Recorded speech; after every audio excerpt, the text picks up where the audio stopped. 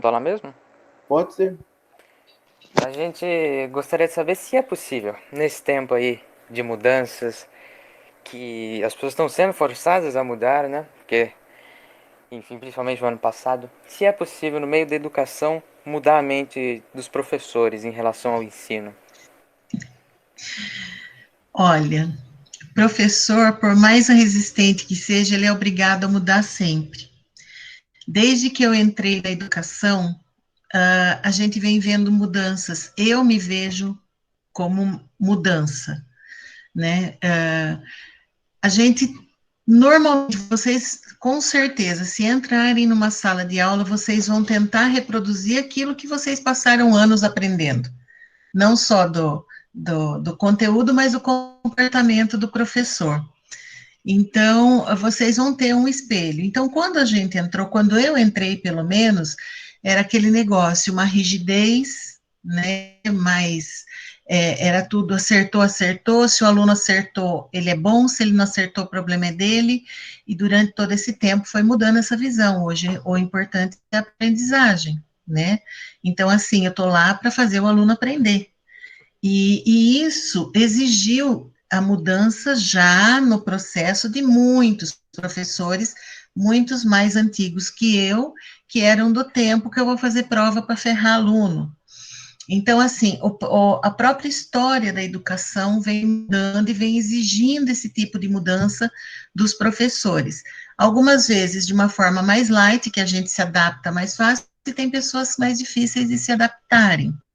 Então, assim, a educação é muito viva, ela muda o tempo todo, né? Então, ela exige que a gente se adapte à realidade que a gente está vivendo hoje. E hoje a realidade nós temos que nos adaptar aos meios virtuais, tá? Então, exigiu, sim, dos profissionais da educação, para uns um sacrifício pequeno, para outros um sacrifício enorme, que não estavam nem um pouquinho acostumados com tecnologia, mal e rasinho assim, um WhatsApp. E de repente você tem que transmitir uma aula, e de repente você tem que se adaptar ao centro de mídias, e de repente você tem que entrar num classroom. Então, tudo isso foi importante. Assim, o professor tem que se adaptar. Eu acho que é um dos únicos profissionais que ele não vai poder continuar parado na onde ele estava, porque ele vai ser atropelado pela história, pelos alunos, pela educação viva. Então, mais fácil para uns e muito difícil para outros. Mas todo mundo está se adaptando. Então, a gente tem visto, assim, ações incríveis de professores que se adaptaram e falavam, oh, eu não sei, eu tive diretora que falou, eu só fui tentar fazer uma reunião virtual depois que você me puxou a orelha. Eu ri demais, porque não foi bem um puxão de orelha, foi falar, viu, você tem que se adaptar. E ela se adaptou, e hoje a escola dela funciona virtualmente, que é uma beleza, né? Então, são situações, a educação é muito viva, então tem que se adaptar, sendo fácil, sendo difícil, a gente tem que entrar nessa onda da história, a gente tem que acompanhar, a educação tem que continuar viva, seja a situação que for. Não sei se eu respondi tudo que você queria, que a gente vai divagando, professor divaga. Daí pode fugir um pouquinho daquilo que você perguntou. Oi, eu sou o Cristiano Bueno Arcanjo, sou do jornal Darwin. E como que a senhora acha que um modelo bom para a gente combater o terraplanismo, o negacionismo dentro da escola? Olha, dentro da escola, eu sou favorável bom, em primeiro lugar, a liberdade de expressão, né? Então, assim, eu tenho o direito de acreditar naquilo que eu quero. Só que, como educadora, eu tenho que apresentar o conhecimento. E o que cada aluno vai fazer com esse conhecimento, né, é de responsabilidade dele. Cada estudante vai trabalhar esse conhecimento de uma forma. Eu não vou trabalhar para combater, eu vou trabalhar para informar e formar. tá? Se apesar de todo o meu esforço, ele continuar tendo essa visão, eu não vou ter o direito de combater essa visão, mas eu tenho a obrigação, enquanto educadora, de informar, formar, levar conhecimento, a maior gama de conhecimentos possível, para que esse aluno forme a sua opinião, para que esse aluno mude ou mantenha, porque daí é a liberdade de expressão. Eu vou tocar num ponto bem sensível, que é a situação da biologia, da geografia, dessas disciplinas que trabalham a criação do mundo, né? Ela chega a ser combativa em termos religiosos, só que eu não posso deixar de falar a visão de Darwin, por exemplo, a respeito da evolução da humanidade. Eu não posso deixar de falar do Big Bang, né, que criou aí uma outra situação.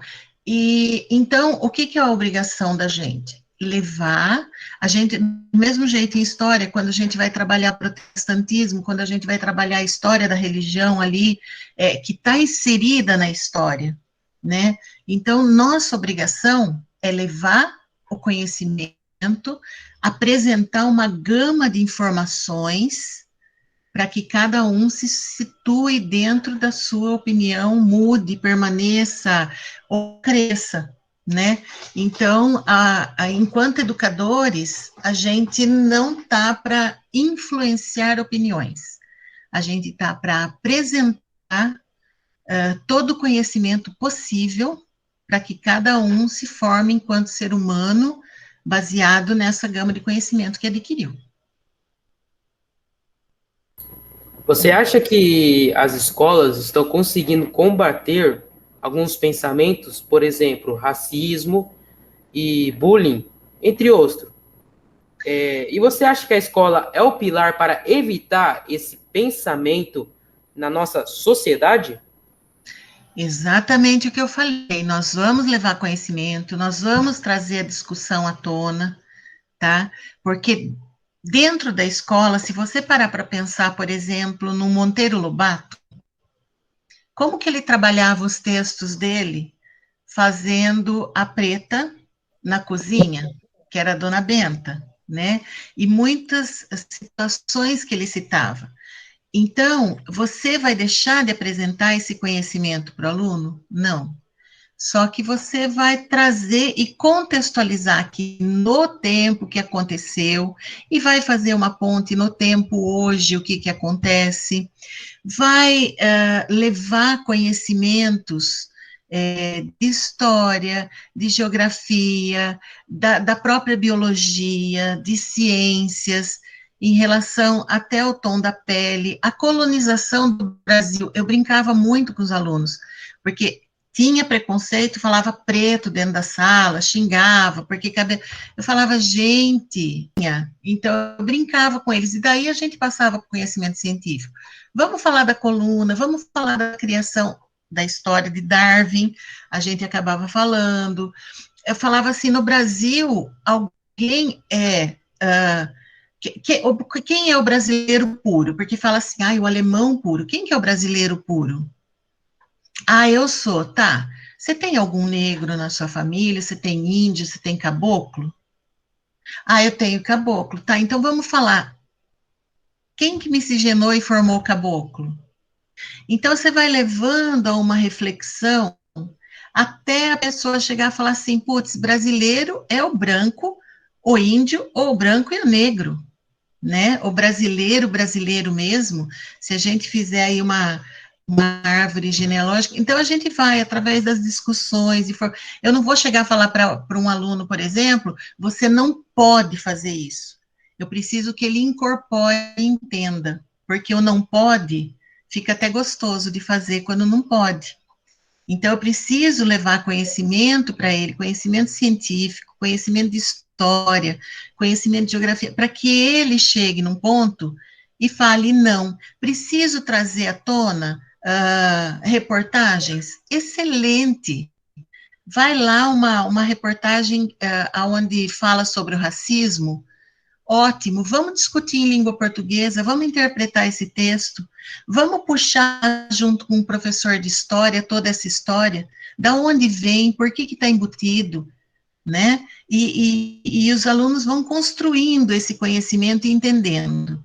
Então, a escola, é o que eu falo, não adianta a gente combater, falar não pode, porque vai fazer de novo, e de novo, e de novo, enquanto não entrar aqui dentro, que não pode porque, da onde veio, e eu me convencer que não posso, né, porque senão eu vou continuar fazendo. A mesma situação do bullying. Enquanto formadora, a gente tinha, na escola que eu trabalhava exatamente com mediação de conflitos. E um dos itens a primeira coisa que eu fazia era, e se fosse com você, como você ia reagir? Né? Então, a reflexão é tudo, gente.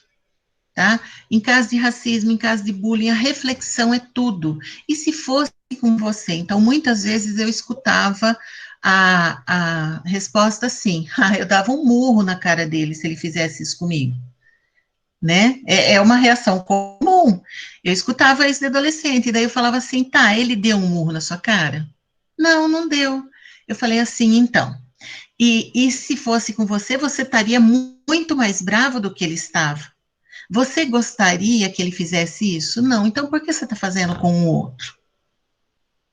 Então, a intenção é incorpore aquilo. E eu acho que a escola tem esse papel na veia, faz parte da educação, faz parte da formação.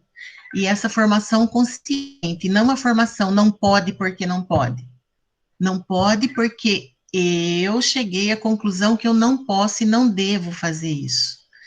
Né? Então, nada é imposto. Tudo que é imposto acaba um dia acabando. Se você tem medo do seu pai, a primeira vez que você se sentir mais poderoso que ele, você vai bater de frente. Agora, se você tem respeito pelo seu pai, vai ser uma situação diferente. Então, tudo aquilo que a gente incorpora, que a gente fala, não, eu não vou fazer porque eu estou considerando o outro como se fosse eu. Daí você consegue fazer. E esse papel da escola é fundamental dentro da sala de aula, em conflitos que acontecem dentro da escola, e é isso que vai ser levado para a sociedade.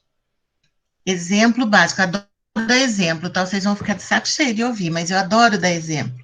Você pega uma criança pequenininha de jardim da infância e fala para ela que a dengue vai fazer botar o ovinho lá na água parada, que não pode ter água parada em casa.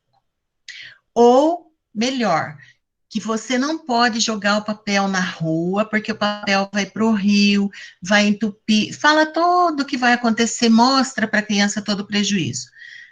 A criança está dentro de um carro, seu pai se atrever a jogar um papel de bala para fora, ela vai falar, no ato, pai, mas a minha professora falou que não pode. Você sabia que se fizer isso, vai acontecer isso, isso, isso, dá maior lição de moral. Então, tudo que acontece dentro da escola, você tem condição de mudar o mundo ao seu redor. Mas para isso você tem que ter incorporado. E para incorporar não adianta eu impor. Vou ter que fazer você refletir e chegar à conclusão que não pode ou não deve. Então, o papel da escola é fundamental nisso. Eu não me apresentei, eu sou o Paulo da Rede Camões. Legal. Prazer, viu? Eu não me apresentei da Escola Zita de Godoy. Juntamente com essa oportunidade do Jornal dos Camões, estou pela primeira vez entrevistando, inclusive você foi a minha primeira a eu entrevistar durante essa minha vida. Então, muito obrigado por essa resposta tão clara que simplesmente abriu a minha mente. Tá? Nossa, que muito legal. Obrigado. Agora você fez eu ficar arrepiada aqui, menino. Que coisa bonita. Maravilha. Que legal. É muito legal. A primeira vez do Cauã também, né, com entrevista, né, fui eu. É muito legal, gente, é muito bom fazer parte da vida de vocês. E eu tô ficando encantada, Darwin, Camões, o Januário é agora, no Zita é o Camões, no Januário é o Clarice, né? E, ai, gente, o Marciano o Quincas, eu tô ficando encantada com essa rede de jornais de vocês. É o maior prazer estar aqui falando com vocês. Eu também não tinha Sou. me apresentado, mas eu sou o Cauã. Mas a gente já tinha entrevistado a senhora o ano passado, não sei se lembra? Isso, Quando eu, lembro. quando eu era do Camões, né? A E primeira hoje, entrevista a gente nunca esquece. aquela lá Muito foi a bom, primeira mesmo. E hoje eu tô no Marciano, faço o Quincas Borba lá. Foi bem legal legal. também. Muito bom ver isso. Bom, sou Pedro Leonardo Oliveira, sou da escola Januário Silvio Pesotti, sou do jornal Clarice Lispector. Minha pergunta é: qual é o maior legado da senhora até o momento? Nossa Senhora, pessoalmente, meu filho. Ah, meu orgulho. Sabe aquelas mães corujas? Sou eu, ó. Vou até botar biquinho aqui. É, educado, carinhoso, responsável, honesto principalmente. Então, assim, meu maior legado primeiro foi esse. O segundo, gente, foi eu estar na educação, e isso eu devo à minha mãe. Eu trabalhei 13 anos em indústria, então trabalhava na área de marketing, primeiro na usina açucareira, depois como técnica em açúcar e álcool, depois fui para marketing, né, fui trabalhar numa empresa, e eu achei que o meu futuro fosse ser marketing, e minha mãe sonhava que eu fosse professora, e eu tinha feito licenciatura em artes. E um dia minha empresa fechou, e eu fiquei desempregada, e minha mãe, muito católica, né, levou minha carteira de trabalho numa das viagens que ela fazia lá para Nossa Senhora da Rosa Mística, se não me engano, aqui na região. E levou a carteira, entregou e pediu, queria, babá. Bom, caiu no colo a educação. E depois que eu entrei, gente, eu descobri que esse era o meu caminho que eu não tinha assumido antes. Então, meu maior legado hoje é ter passado pela vida de tantos jovens e ter marcado de alguma forma. Então, assim, eu tenho no meu Face pessoas que hoje são pais, mães, têm filhos já em escola. Entreguei a idade, mas tudo bem. E eles chegam e contam para mim assim: você lembra que eu, como especialista, dava aula de primeiro a quarto ano na época? Você lembra lá, a gente estava no primeiro aninho, você foi ensinar dobradura para gente, e você fez um copo e nós fomos tomar água no copinho de papel? Eu olhava e falava, gente, primeiro ano, 7 aninhos, eu vou ensinar dobradura, ensinar o que é um quadrado, um retângulo e tudo mais. E daí a pessoa me falava assim, nossa, mas foi aonde eu aprendi figura geométrica. Eu cheguei na quinta série sabendo muito mais que muita gente. Então, assim, isso para mim é um legado. Do mesmo jeito que a gente vai percebendo pela vida a força que a palavra do professor tem. Seja para um aluno bonzinho, quietinho, ou para aquele terrível que a gente tem, né? A idade, né? E já aconteceu, por exemplo, de eu encontrar com um menino e falar assim, eu estava jogando no Bahia, mas eu fui atrás do meu sonho por causa de você. Eu falei, mas eu não dei aula para você, como que você foi atrás do seu sonho por causa de mim? Ele falou, não, você era coordenadora na escola, e você assistia muitas vezes a aula de educação física, você assistia a jogos, e você falava, menino, você sabe jogar muito bem, você tem futuro, né? Você devia procurar uma escolinha e tal.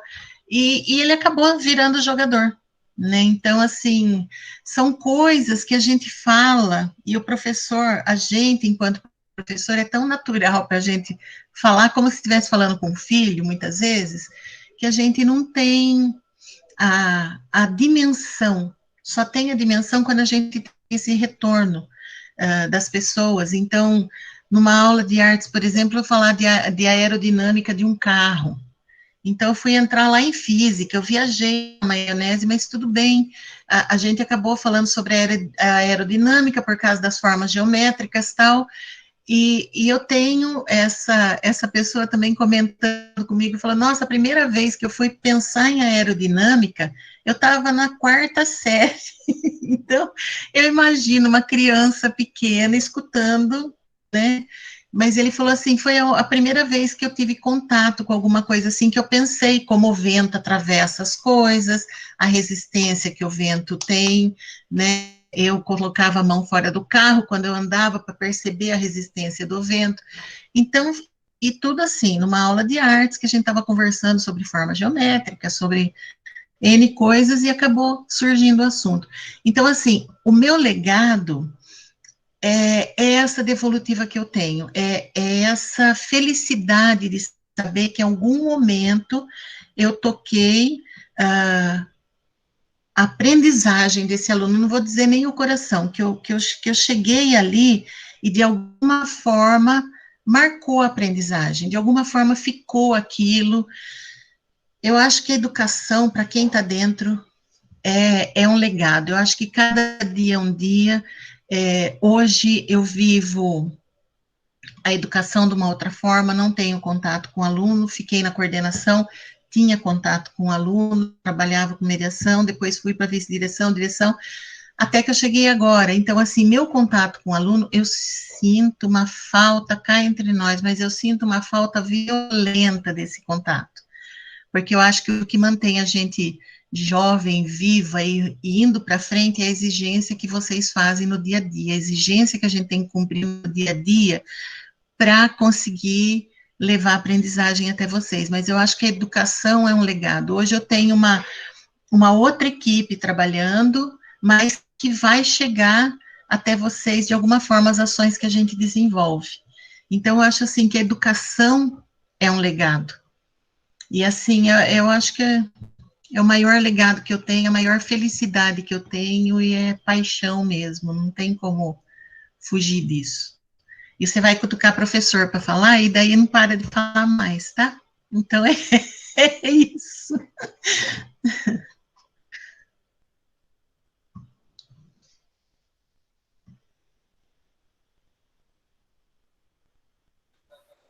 Cauã, acho que faz a última também. Tudo Você está bem? querendo me botar em saia justa, quer ver? Vai, vai.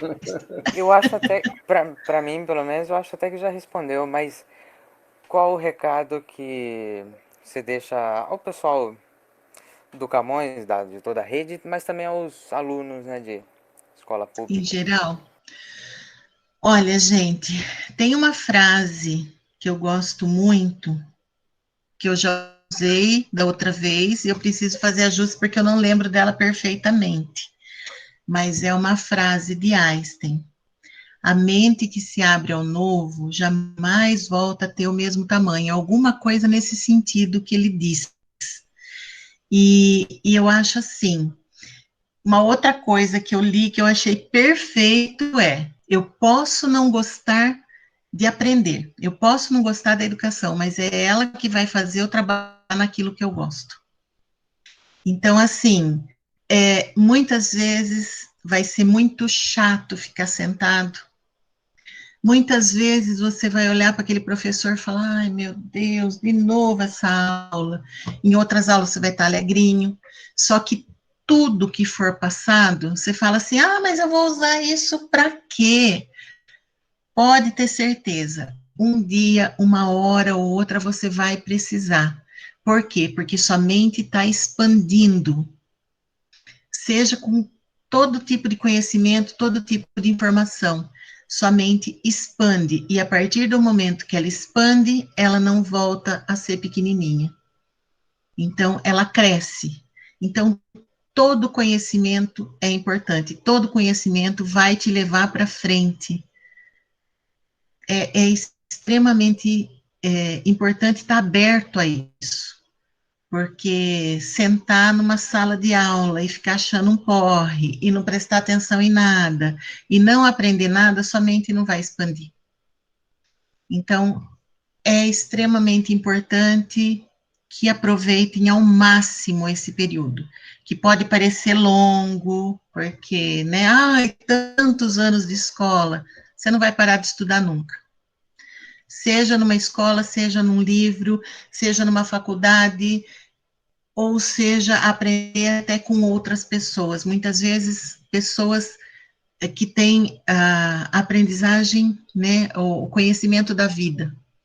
Então, você está sempre aprendendo, mas para os estudantes, tenham em mente isso. Vocês têm que estudar hoje, mesmo não gostando muitas vezes, para fazer o que vocês gostam amanhã. E mente expandida. Mente expandida te leva longe, te deixa criativo, te deixa competente, te deixa... É isso. Bem, Cauã, deixa eu agora finalizar, se você me autorizar, é óbvio. Eu só não estou ligando meu vídeo, vamos tentar ligar, que está travando, porque eu também estou na reunião da TPC, fazendo duas coisas ao mesmo tempo. Bem, primeiramente assim, para você, tudo como, acho que se você não tivesse apoiado lá atrás, não tinha andado o projeto, isso é bem claro na minha mente, na do Cauã e das primeiras pessoas que participaram.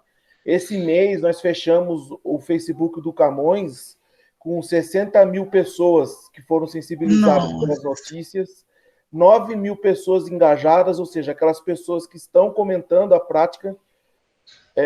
Temos 2 workshops agendados, vamos ver se vai ter alguma participação, tudo gratuitamente para professor, para aluno. Então, não sei até onde vai chegar, porque já está no momento assim que eu quase já não estou dando conta sozinho, né, Cauã? Eu e o Cauã ficamos loucos. Estamos hoje sob tutela, acho que pelo menos umas 30 pessoas, Cauã, se contar todo mundo. Tirando o pessoal mesmo que pega informação inicial. Eu acho que é por aí mesmo. Nossa, e são gente. 4 escolas, e tem escola da rede municipal, ainda não... Eu não quis entrar na rede municipal, porque acho que não tem nada a ver ainda comigo. Eu estou focando na rede estadual no momento. E ontem eles entrevistaram o Emílio, do Blablalogia, que tem 19 milhões de acessos no canal dele no YouTube, vai divulgar também a iniciativa. E hoje, às 16 horas, eles vão entrevistar 2 indígenas, né? Que é o Emílio, Nossa, que legal. Olívio Jucupê, que é autor indígena, e vai participar do programa da Globo nesses próximos dias, e como é que chama? O outro, Ângelo Tupinambá. Então, eles vão também ver da boca dos indígenas como é que é essa questão que você mencionou numa resposta que você deu aí hoje. Então, assim, aonde nós vamos chegar, eu não sei, sabe? Hoje fechamos uma parceria com o 3º Jornal Profissional para publicar a coluna dos alunos. Lembra da dificuldade que foi a primeira coluna? Você lembra disso, né? Nossa Senhora! Numa noite, você lembra de tudo isso? Então, eles já estão no Diário do Rio Claro, no Rio Claro 8h32, e agora fechou parceria com Cidade Azul Notícias. E pela primeira vez esse mês, final do mês passado, eles estão publicando a coluna deles na íntegra. Então eu não estou escrevendo mais nada. Olha, gente. Eu só escolho qual é dos colunistas que vai participar de tal jornal. Esse está o trabalho hoje. O Cauã já tem 3 colunistas no Quincas, inclusive professores. Olha. E mais 3. Que legal, gente. Então, até onde vai chegar, eu não sei. E tá muito legal, tá prazeroso. Então, eu queria te agradecer. Isso é uma forma de te agradecer pelo apoio que você me deu nos momentos mais difíceis do ano passado. Certo? É isso. Que isso. E a chorona aqui começa a chorar, tá? Vocês vão acostumar com isso, porque é encantador de ver. É encantador de ver aonde vocês estão chegando, o trabalho que vocês estão fazendo, isso crescendo. É lindo, é o que eu falei, é lindo ver jovens incumbidos e envolvidos em coisa